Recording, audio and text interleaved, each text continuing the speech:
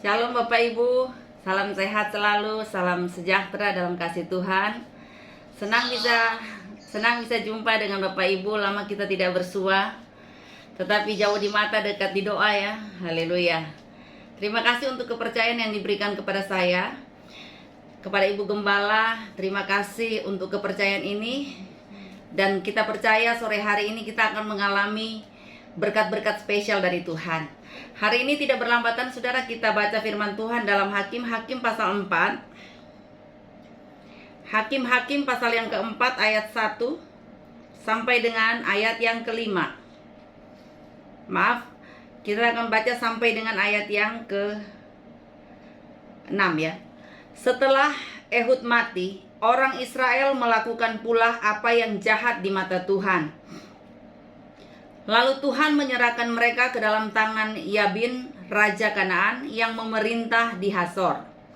Panglima tentaranya ialah Sisera yang diam di Haroset Hagoyim. Lalu orang Israel berseru kepada Tuhan, sebab Sisera mempunyai 900 kereta besi, dan 20 tahun lamanya ia menindas orang Israel dengan keras. Pada waktu itu Deborah seorang nabiah, istri Lapidot, memerintah sebagai hakim atas orang Israel. Ia biasa duduk di bawah pohon korma, Deborah, antara Rama dan Betel di pegunungan Efraim, dan orang Israel menghadap dia untuk berhakim kepadanya. Ia menyuruh memanggil Barak bin Abinoam dari Kades di daerah Naftali, lalu berkata kepadanya, "Bukankah Tuhan Allah Israel memerintahkan demikian? Majulah, bergeraklah menuju Gunung Tabor dengan membawa 10.000 orang Bani Naftali dan Bani Sebulon bersama-sama dengan engkau." Ayat 7. "Dan aku akan menggerakkan Sisera panglima tentara Yabin dengan kereta-keretanya dan pasukan-pasukannya menuju engkau ke sungai Kison, dan aku akan menyerahkan dia ke dalam tanganmu." Kita lanjut baca ya ayat 8. Lalu jawab Barak kepada Deborah, "Jika engkau turut maju, aku pun maju. Tetapi jika engkau tidak turut maju, aku pun tidak maju." Kata Deborah, "Baik, aku turut. Hanya engkau tidak akan mendapatkan kehormatan dalam perjalanan yang engkau lakukan ini. Sebab Tuhan akan menyerahkan Sisera ke dalam tangan seorang perempuan." Lalu Deborah bangun berdiri dan pergi bersama-sama dengan Barak ke Kades. Puji Tuhan. Saudara, yang kita tahu bahwa Deborah ini adalah seorang nabiah dan hakim.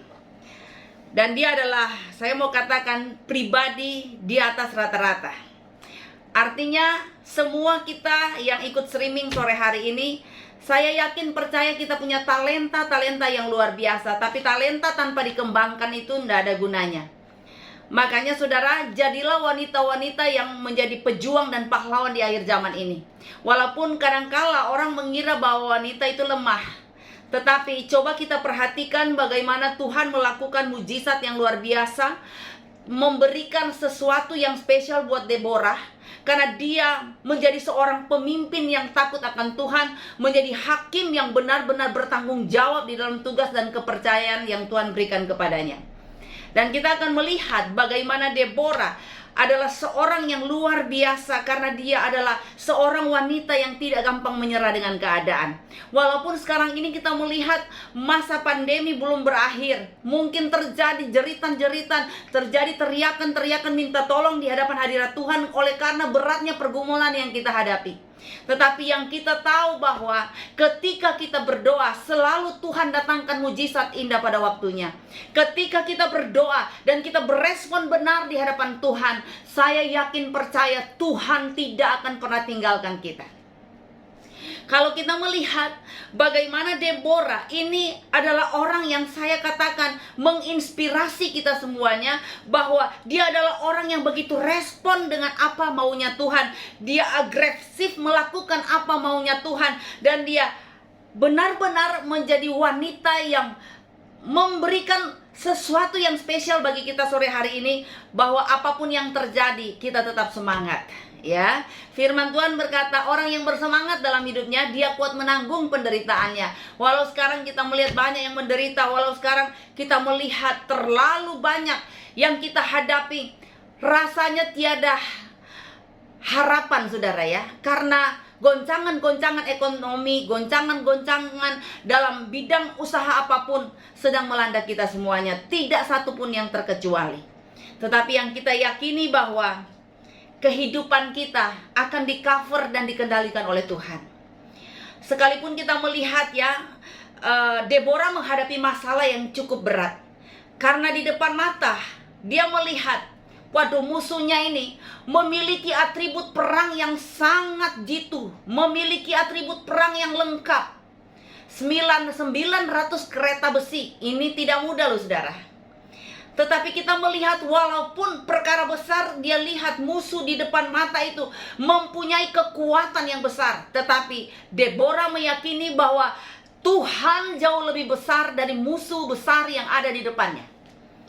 Sehingga walaupun kita melihat Barak itu diberikan satu kepercayaan ya, tetapi pada waktu itu Barak saja sebagai seorang laki-laki tidak kuat, tidak mampu untuk melakukan apa yang menjadi tugas dan tanggung jawab yang diberikan kepadanya. Karena kita melihat loh, waktu Deborah memanggil Barak, Deborah ngomong pesan Tuhan untuk Barak.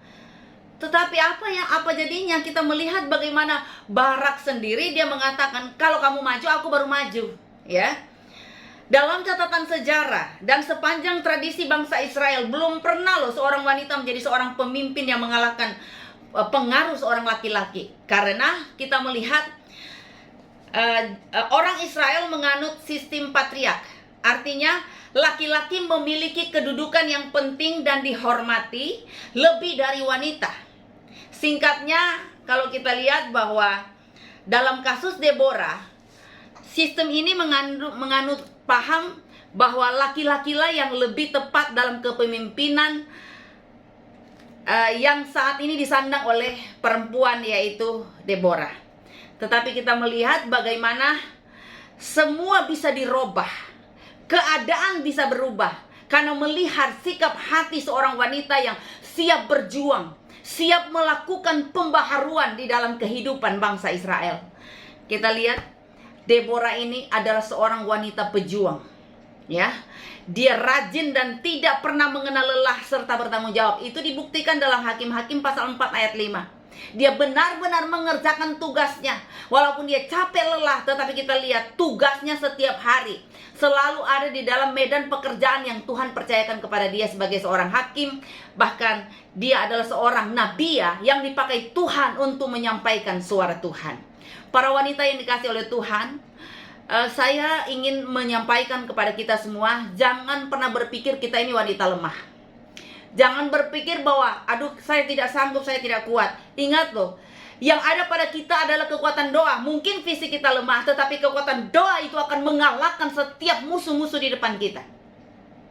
Mungkin para suami-suami kita hari-hari ini pada takut oleh karena pandemi ini membuat semua ladang usaha kita ini rasanya tertutup jalan. Ya, banyak orang yang mengeluh konseling dengan saya, ibu kami sampai hari ini belum bisa bayar ini, bayar itu, saudara. Tetapi kita melihat wanita bisa berperan aktif dalam hal ini, di mana seorang wanita yang takut akan Tuhan, giliran ada masalah, dia akan berlutut di bawah kaki Tuhan.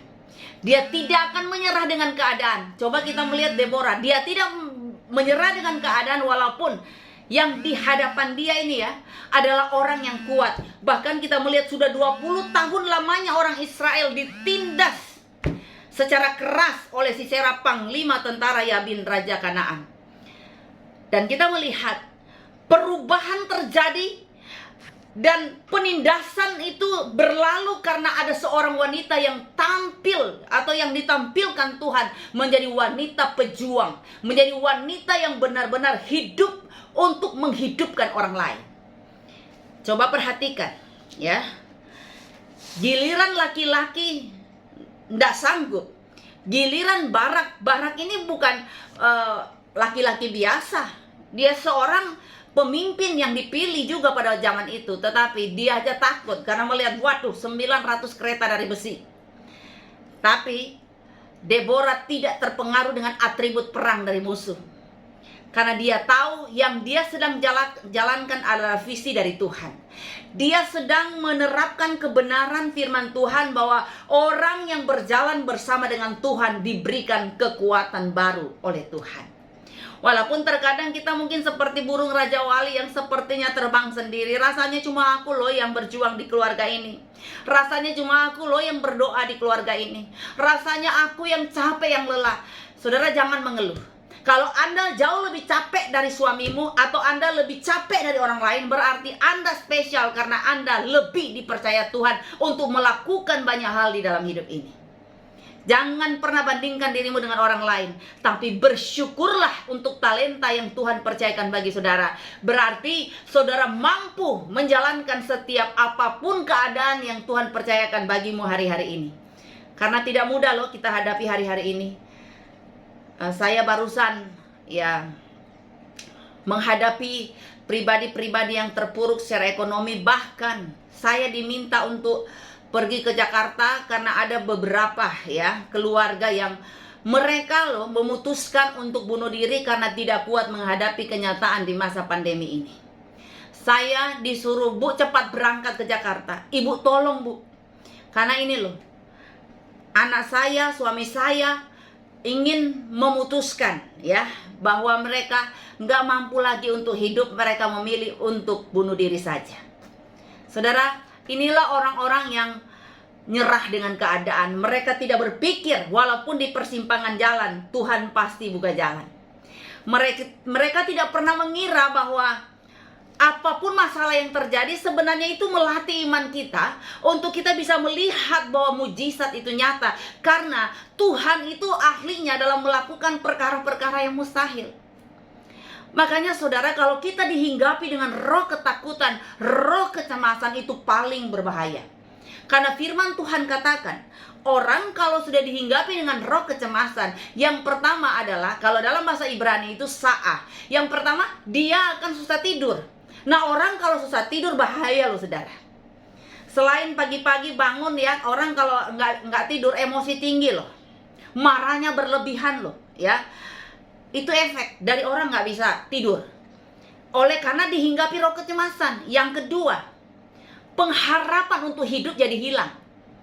Dan ini banyak kali orang percaya kepada Tuhan kurang peka. Bahwa saat kita punya pengharapan untuk hidup jadi hilang, maka iblis bisa permainkan kita dalam kondisi ini.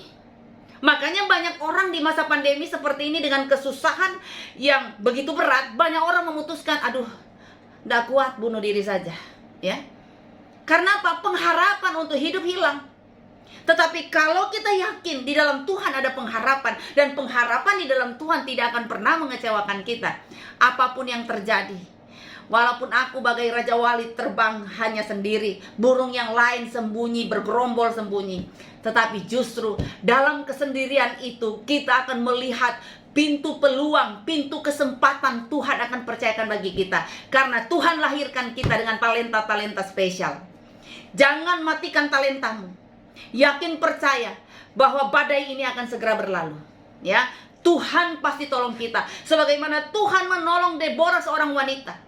Secara fisik mungkin dia lemah, tapi dia memiliki roh yang menyala-nyala.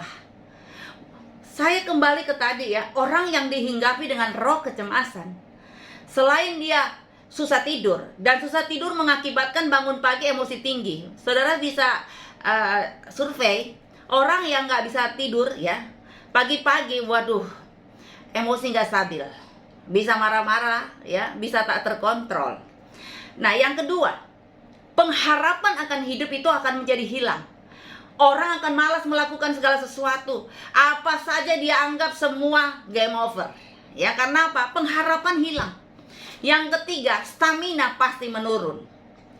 Memang jelas dong, kalau orang nggak bisa tidur, bisa jadi imunnya turun, staminanya turun, dan itu yang mengakibatkan sakit penyakit itu akan bermunculan di dalam diri. Jadi jangan salahkan Tuhan. Kenapa kok aku dapat penyakit begini Terkadang penyakit itu datang bukan karena ujian dari Tuhan, tapi karena kesalahan diri sendiri.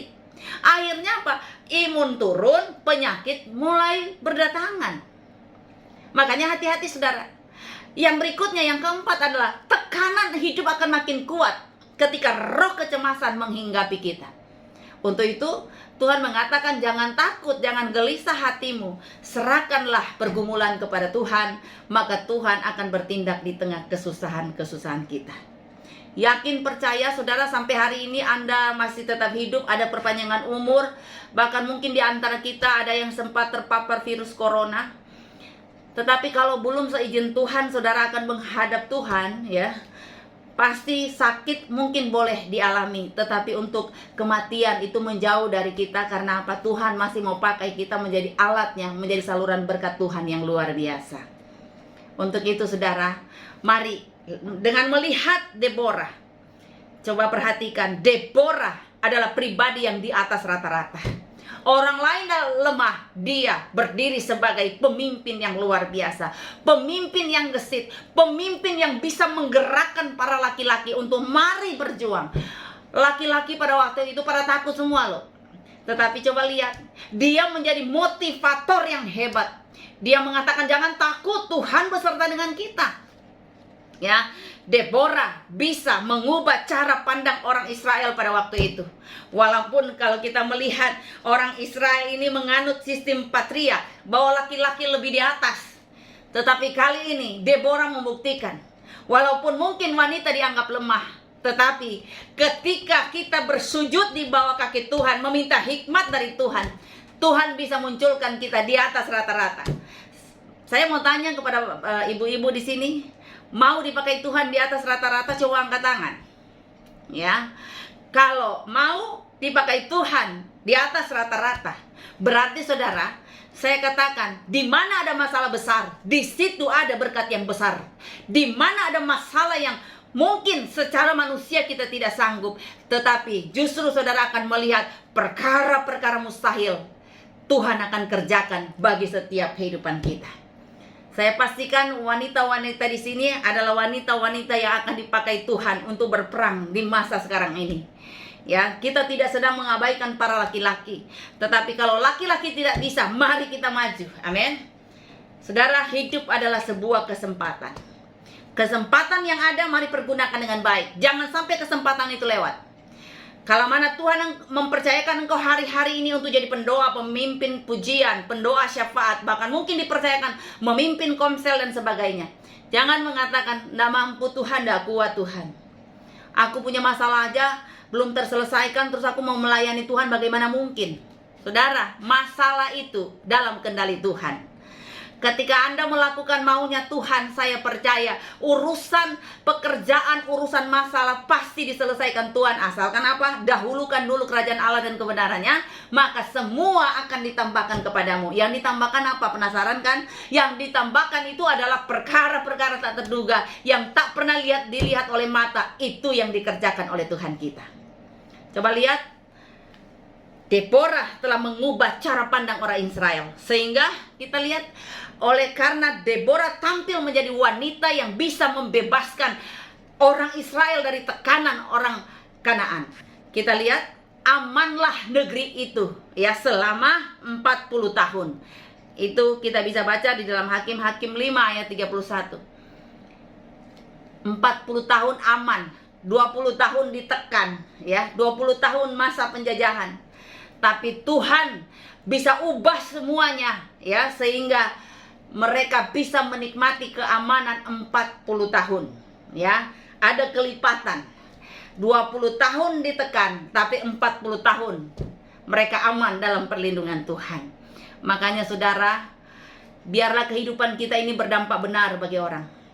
Kelebihan-kelebihan yang ada padamu, jangan Anda hanya nikmati sendiri, tapi kelebihanmu adalah untuk memberkati orang lain.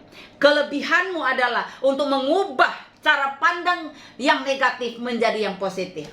Kehadiranmu membuat orang lain diuntungkan. Karena ternyata Tuhan kan ngomong, jadilah garam dunia, jadilah terang dunia. Kalau dalam bahasa Yunani, garam itu adalah halas. Halas itu artinya apa, saudara? Yang pertama, engkau harus bisa memberikan pengaruh positif bagi orang lain. Biarlah kehadiranmu memberikan satu dampak positif di mana orang lain yang rusak bisa diubahkan oleh karena kehadiranmu. Yang kedua, halas itu artinya hendaklah engkau menjadi pembawa pesan damai. Mulut lidahmu tidak sedang membicarakan, mengumbar kesalahan orang lain, tetapi yang keluar di mulut lidahmu adalah kata-kata yang memberkati. Orang lain mengatakan nggak sanggup, nggak mungkin, tetapi mari kita bicarakan hal yang positif. Kata-kata profetik munculkan di dalam mulut kita, bahwa katakan, jangan takut. Yes, I can. Kita pasti bisa. Karena berjalan dengan Tuhan, disertai Tuhan, kita akan melihat kemenangan yang gilang gemilang. Fungsi halas adalah engkau sebagai garam atau halas, artinya engkau hidup karena kasih karunia Tuhan. Berarti kalau Anda hidup karena kasih karunia Tuhan, berarti kita mengalami keberuntungan yang hebat di dalam Tuhan.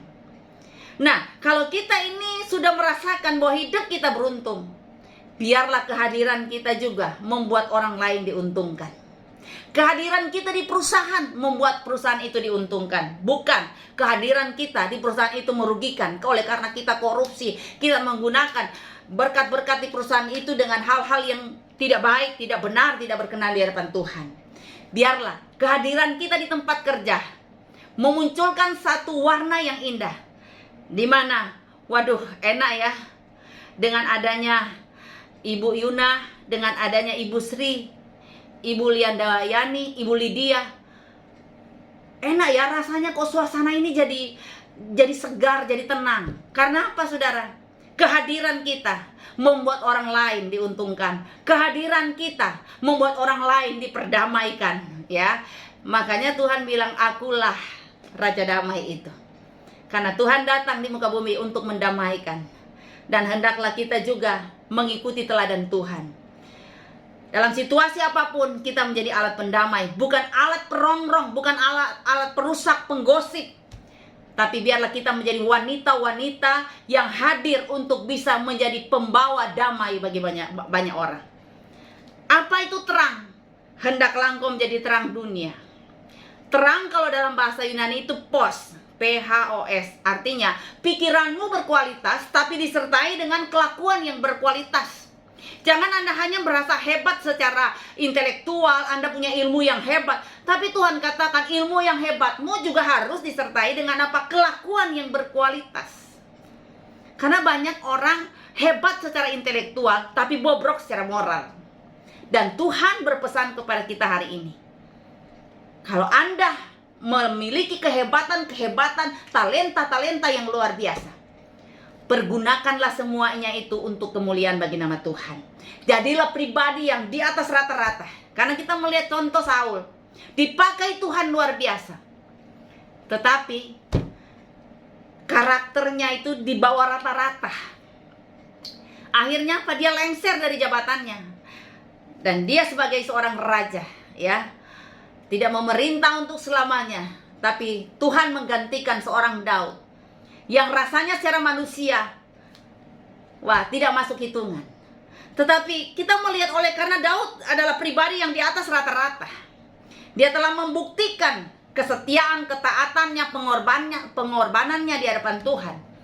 Maka pribadi yang rasanya tidak mungkin memimpin bangsa Israel, Tuhan bisa angkat secara luar biasa. Orang tua Daud saja, saudara, tidak mengira, ya, kalau Daud yang akan diangkat. Kok bukan kakaknya?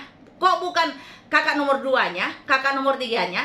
Kok malah si kecil ini yang diangkat oleh Tuhan? Tapi itulah, kalau kita hidup mengandalkan Tuhan, kita rajin bekerja, kita menjadi orang yang bisa mengubah cara pandang negatif menjadi positif, maka kita melihat Tuhan benar-benar akan mengangkat kita dalam kemuliaannya. Makanya jangan takut untuk berjuang. Walaupun musuh di depan, badai belum berkesudahan sampai hari ini. Mungkin kita menghadapi efek dari badai corona saat ini. Tapi katakan di hadapan Tuhan, segala perkara dapat kutanggung bersama dengan Tuhan. Kita yakin bahwa kita tidak akan kekurangan sesuatu yang baik. Yakin bahwa walaupun saya mengalami badai, tapi saya yakin saya pasti ditolong Tuhan. Kalaupun saya sekarang ini lagi sakit, saya percaya dengan iman, kalau orang lain disembuhkan, saya juga pasti disembuhkan oleh Tuhan. Seberapa banyak kita yang sekarang ini lagi bergumul. Mari para wanita, tetaplah semangat. Jangan takut hadapi badai. Jangan takut lihat casingnya musuh-musuh kita. Tetapi kita yakin, apapun yang terjadi, walaupun berat adanya, tapi Tuhan pernah berkata, kuk yang aku pasang bagimu adalah ringan adanya. Kenapa ringan? Karena engkau tidak sendirian memikulnya. Ada Tuhan yang ikut memikul. Ada Tuhan yang ikut bersamamu dalam perjuangan kehidupan yang engkau jalani hari-hari ini. Para wanita yang dikasihi oleh Tuhan, jadilah Deborah-Deborah di akhir zaman ini. Mari lakukan bagianmu. Jangan melihat ke belakang, jangan melihat ke kiri dan ke kanan. Lihat ke depan. Ada perkara-perkara dahsyat dan luar biasa. Tuhan akan percayakan bagi saudara dan bagi saya juga. Tuhan memberkati kita semuanya. Saya yakin percaya dengan khotbah singkat hari ini semua dikuatkan dan diberkati oleh Tuhan. Segala kemuliaan hanya bagi nama Tuhan. Kita berdoa. Terima kasih Bapa untuk waktu dan kesempatan yang Engkau berikan bagi kami hari ini. Tolong kami Tuhan supaya kami menjadi wanita-wanita yang luar biasa, penuh dengan hikmat, tetap bersemangat di tengah badai. Karena firman Tuhan berkata orang yang bersemangat dalam hidupnya dia kuat menanggung penderitaannya. Dan kami mohon Bapa supaya kami tampil di dalam kehidupan ini. Kami boleh menguatkan yang lemah. Kami bukan menyepelekan akan laki-laki. Tapi kami yakin kalau laki-laki gak bisa, kami pasti bisa. Karena ada Tuhan yang memberikan kami kekuatan untuk bisa melalui setiap badai ini. Dan kami yakin kami akan menang. Karena Tuhan bersama dengan kami.